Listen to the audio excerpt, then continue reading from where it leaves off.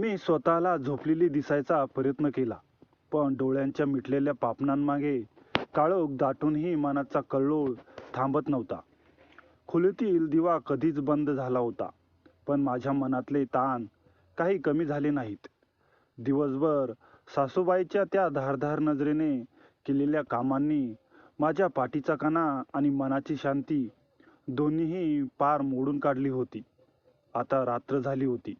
सर्वत्र शांतता पसरली होती, पण माझ्या मनातला अस्वस्थपणा काही गेला नव्हता. एक अनामिक भीती माझ्या काळजात घर करून राहिली होती. जणू काही मी एका अदृश्य जाळ्यात अडकले होते. सासूबाईचा माझ्यावरचा संशय, त्यांची तीक्ष्ण नजर आणि त्यांच्या बोलण्यातली प्रत्येक टोचणी, हे सगळं मला आतून पोखरत होतं. मला वाटत होतं मी त्यांच्या घरात, त्यांच्या नियमांच्या पिंजऱ्यात बंदिस्त झाले आहे. प्रत्येक श्वास मला अवघडत वाटत होता. जणू काही हवा ही माझ्यासाठी परकी झाली होती. मध्यरात्रीच्या सुमारास काळोखाची चादर अधिकच गर्द झाली असताना खोलीचे दार हळुवारपणे उघडलं गेलं. एक बारीक कर्र असा आवाज आला. तो त्या भयान शांततेत अधिकच भीतीदायक वाटला. जणू कोणीतरी हाडं चुरडली असावीत. मी डोळे मोठून झोपल्याचं नाटक करत होते. माझ्या श्वासाची गती वाढली होती. माझं हृदय धडधडत होतं. जणू काही ते माझ्या छातीतून बाहेर येईल. मी मनातल्या मनात विचारले, कोण आहे? सासूबाई परत तर आल्या नाहीत ना? पण नाही. हाताचा स्पर्श वेगळा होता. तो मोठा होता, खडखडीत होता. तो स्पर्श हळूवार नव्हता. तो चाचपडणारा, ओंगळवाना होता. सुरुवातीला माझ्या पायांच्या बोटांना टोचल्यासारखं वाटलं. मग हळुवारपणे तो स्पर्श माझ्या गुडघ्यापर्यंत सरकला. मला जाणवलं की ती व्यक्ती माझ्याकडे पाहत आहे, माझ्या झोपेची परीक्षा घेत आहे. माझ्या पापण्या जड झाल्या होत्या, पण त्यामागून मी त्या सावलीची हालचाल टिपत होते. जरासा घामघूम झाल्यासारखं वाटलं. माझ्या मनात एक धडकी भरली. ती भीती आता एक भयानक सत्यता बदलली होती. माझ्या अंगावरचं पांघरून हळुवार सरकवलं जातंय असं मला जाणवलं. थंड हवेची एक झुळूक माझ्या उघड्या पायांवर आदळली आणि मी स्वतःला आवरू शकली नाही. माझ्या तोंडून एक कुचकुट बाहेर पडली. त्या क्षणी ती सावली थबकली. हवेतला ताण जाणवू लागला. आता मी डोळे उघडायचं की झोपायचं नाटक चालू ठेवायचं या दुविधेत होती. पण उघडायचे ठरवले तर काय दिसणार या भीतीनं माझ्या डोळ्यावरचे आवरण आणखी घट्ट झालं. एक दीर्घ ओढ लावलेला श्वास माझ्या चेहऱ्याजवळ येऊन थांबला. त्या श्वासाला जुन्या कपाटातील दमट वास येत होता आणि त्यात कुजल्यासारखा किंवा एखाद्या अनोळखी औषधाचा गंध होता. माझं हृदय आता इतकं जोरात धडधडत होतं की तो आवाज त्याला ऐकू येईल की काय अशी भीती वाटू लागली. मग अचानक त्याने कानाशी येऊन हळू आवाजात सांगितलं, झोपलीस का ग? हा आवाज मला ओळखीचा होता, पण तो आवाज सासूबाईचा नव्हता. माझ्या नवऱ्याचा होता, पण तो तर 4 दिवसापूर्वी गावी गेला होता. त्याचा आवाज इतका कर्श, इतका बदललेला कसा होता? माझा विश्वास बसेना. मी हळूच डोळे उघडले. काळोखात एक आकृती उभी होती. तो माझा नवरा नव्हता की पुसती त्याची आकृती धारण केलेली कोणीतरी. मी घाबरत विचारले, तू इथं कसा? त्याने उत्तर दिलं नाही, फक्त हसला. ते हसणं नवऱ्याचं नव्हतं, एखाद्या लांडग्या डरकाळीसारखं होतं. त्या हसण्याने खोलीतील हवाच गारठून गेली. मला जाणवलं की मी एकटी नव्हते. मी डोळे उघडून बघितले. ते तर माझे सासरे होते. त्यांनी माझ्या पायाला हळुवारपणे हात लावला. त्या स्पर्शाने माझ्या अंगावर सरकटा आला. मी अजूनही झोपेत आहे असं दाखवत होते, पण माझ्या श्वासांची गती वाढत होती. मला भीती वाटत होती की ते माझ्या श्वासांचा आवाज ऐकतील आणि मला झोपलेली नसल्याचं कळेल. त्यांचा हात माझ्या पायावरून हळूहळू वर सरकत होता. जणू काही एखादी अज्ञात शक्ती मला त्यांच्याकडे ओढत होती. माझं शरीर ताठरलं. असं कसं शक्य आहे? मनाला हा प्रश्न आता सतत डोक्यात घुमत होता. ज्या माणसाला मी वडिलांसारखं मानत होते, ज्यांच्याकडे मी आधारासाठी पाहायचे, ते असं कसं वागू शकतात? पण या प्रश्नाबरोबरच एक वेगळीच गुदगुल्या करणारी उत्सुकता मनात शिरली होती. खोलीतील दिवे मंद होते. पडद्यामागून येणारा चंद्रप्रकाश भिंतीवरून चंदेरी रेषा काढत होता. त्याच्या श्वासाचा आवाज जसा जसा जवळ येत होता तशी तशी माझ्या हृदयाची गती वाढत होती. शरीरातून येणारा हलकासा गंध वेटोळे घालत माझ्यापर्यंत येऊन पोहोचला. तो गंध परिचित होता, पण आज मात्र एक नवीन मादक सुगंध भरल्यासारखा वाटत होता. सुधा. त्यांनी हळुवारपणे माझं नाव घेतलं. सुधा. यावेळी त्यांच्या आवाजातली गुंतागुंत, आग्रह आणि अधिकार याबरोबरच एक असलेली कोमलता, एक हाक होती. तो आवाज कानात शिरताच माझ्या अंगात एक सुगंध गलबलून गेलं. मी डोळे उघडले नाहीत, पण आता ते झोपेचं ढोंग नव्हतं, तर या क्षणाला पूर्णपणे अनुभवायची एक तीव्र इच्छा होती. माझं प्रत्येक अवयव त्या स्पर्शाची, त्या आवाजाची वाट पाहत होतं. जणू काही संगीताची सुरेख ताल लागण्याची. त्याचा हात माझ्या कमरेवर होता. तो स्पर्श जड नव्हता, तर हलका पंखासारखा, पण त्या हलक्याशा स्पर्शाने माझ्या अंगात एक विद्युलता निर्माण झाली.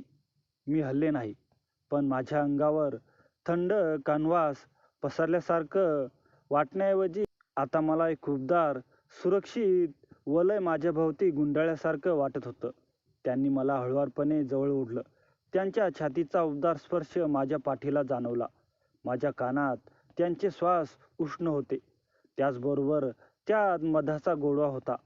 त्यांच्या वासनेची आग मला जाणवत होती, पण मी ती आता भीतीदायक वाटत नव्हती, तर एका अनोळख्या रोमांचक विश्वास घेऊन जाणारी होती. त्यांच्या हाताची बोटे माझ्या कमरेवरून हळूपणे फिरू लागली, जणू काही ते एखादं सुरेख गीत माझ्या अंगावर लिहित आहेत. माझ्या होठावर एक अनियंत्रित हलकीशी कंप निर्माण झाली. त्यांनी माझ्या केसांना हात लावला, त्यांना नीट मागे सारखलं आणि माझ्या मानेवर एक होठ टेकवले. तो स्पर्श गुलाबाच्या पाकळीसारखा मऊ होता, पण त्यांचा परिणाम विजेसारखा झाला. आता मी स्वतःला आवरू शकले नाही. हळूहळू मी माझं डोकं मागे वळवलं, मान मागे वळवली आणि माझे डोळे त्यांच्या डोळ्यात मिसळले.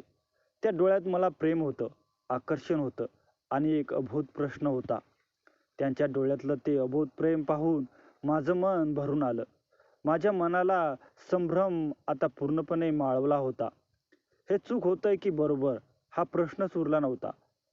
फक्त हा क्षण होता, ही जवळीक होती, हे उढाळ नातं होतं, जे आता एका नव्या वळणावर येऊन ठेपलं होतं.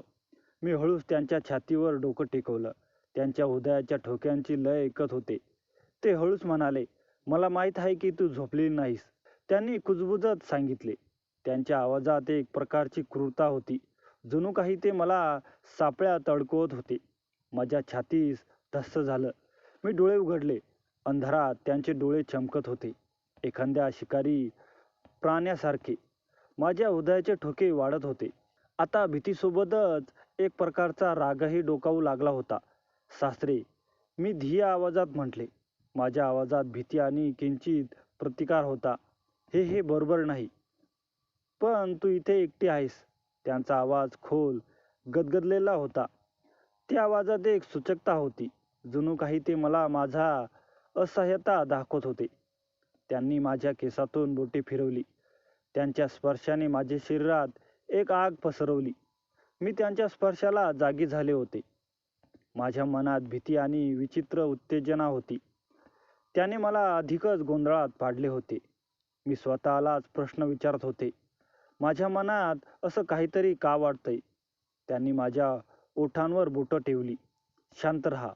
तो एक आदेश होता, ज्याला मला मान द्यावा लागणार होता. मी माझ्या नवऱ्याची आठवण केली.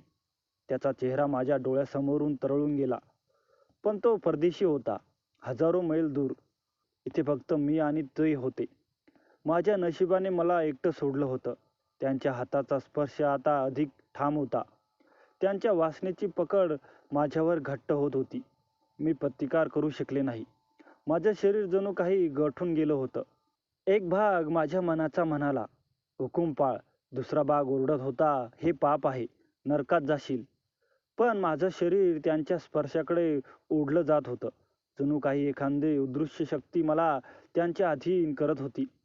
मला सुद्धा हा स्पर्श हवासा वाटू लागला, त्यामुळे चुपचाप पडून राहिले. मला माहीत होतं की हे चुकीचं आहे, पण सध्या मला या वेळेचा आनंद घेतल्याशिवाय पर्याय नव्हता. रात्रभर त्यांच्या स्पर्शाने माझ्या श्वासाने मी भारली गेली. प्रत्येक स्पर्श, प्रत्येक श्वास माझ्या आत्म्यावर एक ओरखडा ओढत होता. सकाळी उठल्यावर सगळं स्वप्न वाटलं, एक भयानक दुःख. पण माझ्या शरीरावर खुणा, मानेवरची जखम सत्य सांगत होत्या. आरशात पाहताना मला माझ्या डोळ्यात एक वेगळीच भावना दिसली, घाबरलेली, हरवलेली आणि काहीतरी भयानक लपवणारी. आणि मग तो दिवस आला जेव्हा माझ्या नवऱ्याने परत यायचं ठरवलं. त्याच्या परत येण्याने मला आनंद झाला होता, पण त्याचबरोबर एक अनामिक भीतीही होती. ही भीती सासऱ्यांनी केलेल्या कृत्याची होती आणि ती बाहेर येणार याची होती. मी घाबरले. माझा जीव टांगणीला लागला होता. मी कशीबशी सामोरे जाणार होते त्याला. सासऱ्याने माझ्याकडे पाहिलं आणि त्यांच्या डोळ्यात एक आश्वासन होतं. कुणालाही काही कळणार नाही. पण ते आश्वासन नव्हतं. ते एक इशारा होता. त्याच्या डोळ्यात एक कपटी हास्य होतं. जणू काही ते मला सांगत होते की मी त्यांच्या जाळ्यात अडकले आहे. मी नवऱ्याच्या स्वागताला उभे होते, चेहऱ्यावर एक खोटं हास्य घेऊन. त्याच्या डोळ्यात माझ्यासाठी असलेलं प्रेम पाहून मला अपराधी वाटत होतं. त्याने मला जवळ ओढलं, पण त्याच्या स्पर्शाने मला तो वास येत नव्हता, जो माझ्या शरीरावर अजूनही घर करून होता. रात्रभर माझ्यावर झालेल्या प्रकाराची आठवण प्रत्येक क्षणी मला छळत होती. त्या रात्री जेवण झाल्यावर सासरे माझ्यासमोर बसले होते. त्यांच्या डोळ्यातली तीच कपटी चमक मी पाहिली. त्यांनी माझ्या नवऱ्याशी हसून बोलताना माझ्याकडे सूचकपणे पाहिलं. जणू काही ते मला आठवण करून देत होते की मी त्यांच्या ताब्यात आहे. मला थंडी भरली. रात्रीचे जेवण झाल्यावर माझा नवरा थकून झोपी गेला. मी बिछाण्यावर पडले, पण मला झोप येत नव्हती. प्रत्येक आवाजाने माझं हृदय धडधडत होतं. मध्यरात्रीच्या सुमारास खोलीचं दार पुन्हा हळुवारपणे उघडलं गेलं. तोच कर्र आवाज. मी डोळे मिटून घेतले.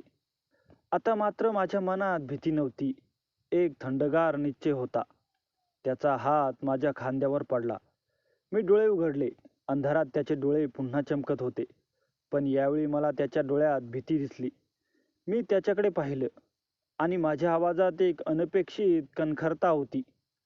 सासरेबुवा, आता हे थांबवा. त्यांच्या चेहऱ्यावर गोंधळ दिसला. काय बोलतेस तू? माझी शांतता, माझी सहनशीलता तुम्हाला तुमची शक्ती वाटली असेल, मी म्हणाले. पण ती आता माझी दुर्बलता नव्हती. ती माझ्या नवऱ्यासाठी होती, या कुटुंबासाठी होती. मी उठून बसले. माझ्या डोळ्यात आता अश्रू नव्हते, तर एक आग होती. पण आता हे पुरे झालं. एक गोष्ट लक्षात ठेवा, मी तुमच्या तावडीत नाही. मी आता शांत बसणार नाही. त्यांच्या चेहऱ्यावर भीतीचे भाव उमटले. त्यांना अपेक्षा नव्हती की मी असा प्रतिकार करेन. मी त्यांच्या डोळ्यात पाहिले आणि माझे पुढचे शब्द अत्यंत स्पष्ट होते. जर तुम्ही पुन्हा माझ्या खोलीत दारापाशी आलात तर मला हे सर्व नवऱ्याला सांगायला वेळ लागणार नाही. आणि मला हे देखील सांगावे की तुमच्या मनात काय चाललं आहे. मला माहीत आहे, त्याला हे कळल्यावर त्याच्या तुमच्याबद्दलचे विचार पूर्णपणे बदलून जातील. त्यांच्या चेहऱ्यावरील क्रूर हास्य नाहीसे झाले. तिथे एक प्रकारची अस्वस्थता दिसली. त्यांनी त्यांच्या प्रतिमेची काळजी होती. त्यांनी माघार घेतली. हळुवारपणे दार बंद झालं. मी अजूनही बिछाण्यावर बसून होते. माझं हृदय अजूनही धडधडत होतं, पण यावेळी ते भीतीने नाही, तर विजयाच्या एका सूक्ष्म जाणीवेने. मला माहीत होतं की ही फक्त सुरुवात होती. पण आता मी एकटी नव्हते. मी आता प्रतिकार करायला शिकले होते.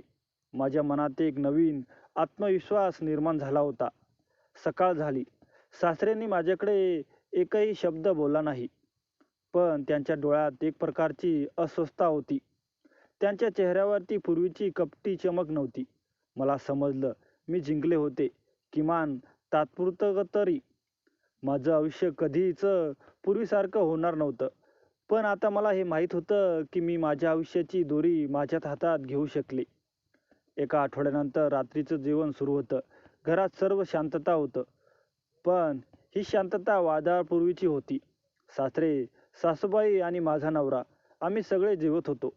माझ्या नवऱ्याच्या चेहऱ्यावर समाधान होतं, पण माझ्या मनात एक विचार घोळत होता. मी अचानक बोलून टाकले, मला तुमच्याशी काहीतरी बोलायचं आहे. माझ्या आवाजात इतकी कणखरता होती की सगळे थबकले. माझ्या सासूबाईंनी माझ्याकडे संशयाने पाहिले. सासरे शांत झाले. मी माझ्या नवऱ्याकडे पाहिले.